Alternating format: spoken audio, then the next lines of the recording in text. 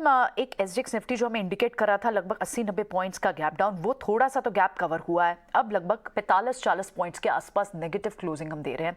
दबाव के साथ थोड़ा सा खुल रहा है, लेकिन हम उसी जोन में हैं। 17,800 जो एक बड़ा सपोर्ट है, उसके ऊपर ही बाजार है। तो एक रेंज तो 2 दिन से बाजार में देखने को मिल रही है, लेकिन आप इंडिविजुअल सेक्टर और स्टॉक्स में देखें, वहां अच्छी आउट परफॉर्मेंस है।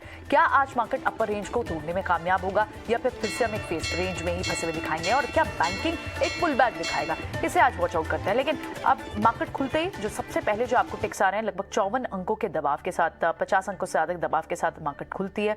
और इसमें बढ़ने वाले काउंटर्स में आपको फिर से लाइफ इंश्योरेंस काउंटर्स कुछ फिर से आगे दिखते थे। एचडीएफसी लाइफ में मूव आपको दिख रही है।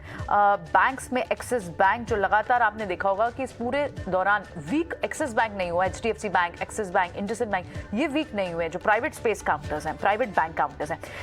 फार्मा डिफेंसिव टिल्टेड, कल भी बाजार दिख रहा था, आज भी आपको डिविस लैब जैसे काउंटर दिख रहे हैं। बजाज ट्विंस, दोनों में ही स्ट्रेंथ आपको लगातार बनी हुई दिखाई दे रही है, आज भी आपको स्ट्रेंथ के साथ कारोबार करते हुए दिखाई दे रहे हैं। भारतीय एयरटेल फिर से आज पुल बैक दिखा रहा है।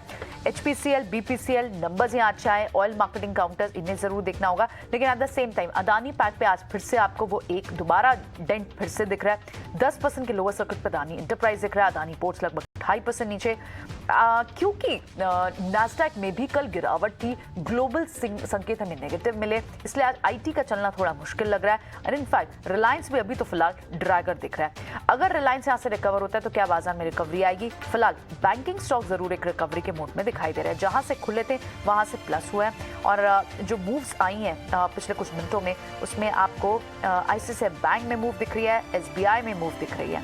लेकिन क्या finance counters, Bajaj finance, Bajaj Finserv, ये दो बहुत स्ट्रॉन्ग काउंटर हैं। इन्हें चलिए आगे डिस्कस भी करते हैं। मिड कैप में भी एक एक्शन देख लेते हैं कि वहां किस तरह का एक्शन देखने को मिला है। आज फिर से आपको अदानी विल्मर, यहाँ आपको नेगेटिव बेस दिख रहा है। वोल्टास के थोड़े weak set of numbers expected था, 2% की गिरावट यहाँ है। वरुण बेवरेजेस एक ब्लॉक की न्यूज है, देखना होगा ब्लॉक कितने पर लगता है। लगभग 1.5% की गिरावट वहां है, पीछे चला भी है पोस्ट द नंबर्स ऑल्सो। लेकिन औरोबिंदो फार्मा, ये रिजल्ट की एंटिसिपेशन में भी कल तेज था। रिजल्ट के आने के बाद भी फॉलो बाइंग इसमें देखने को मिल रही है। और साथ ही एचपीसीएल जैसे कुछ काउंटर्स और रियल एस्टेट पैक में सिलेक्टिव काउंटर्स में मूव है। शोभा के भी नंबर्स आए, लेकिन अभी आपको ओबरॉय रियल्टी जैसे काउंटर्स में मूव दिखाई दे रही है। आप डिम्पी के पास चलते हैं, जो यहाँ ट्रेडिंग स्ट्रैटेजी हमारे एक्सपर्ट्स के साथ डिस्कस करेंगे।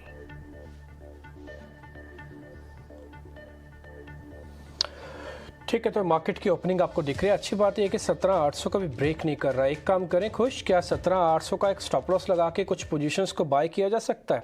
एक तो ये बताइएगा, अगर सीधा फ्यूचर्स के लिए आप मना करेंगे तो मैं 16 तारीख की, यानी कि अगले बृहस्पतिवार की, एक ऑप्शन है 18,000 वाली, ये 50 रुपये के आसपास मिलेगी, इसको ले लें क्या? सो डिम्पी, दोनों के लिए ही जवाब हाँ है मेरा। निफ्टी और बैंक निफ्टी पे दोनों पे ही बुलिश व्यू था। जो आज SGX Nifty gap down indicate कर रहा था, मेरी सलाह यही होने वाली थी कि अगर मान लीजिए उस लेवल के आसपास ओपन होता भी है तो आप बाय करके चलें, क्योंकि 17,800 का जो पुट बेस है ये बहुत ही स्ट्रांग है। उसी बेस को हम सपोर्ट लेके वहां से रिबाउंड करेंगे। मेरा बस छोटा सा कंसर्न ये है कि 18,000 पे कॉल बेस जो है ये बहुत स्ट्रांग और बढ़ते जा रहा है। तो जिस रेंज की हम बात कर रहे हैं, मार्केट उस रेंज में रहेगा, लेकिन बायस पॉजिटिव है बिकॉज हम सपोर्ट के पास में है।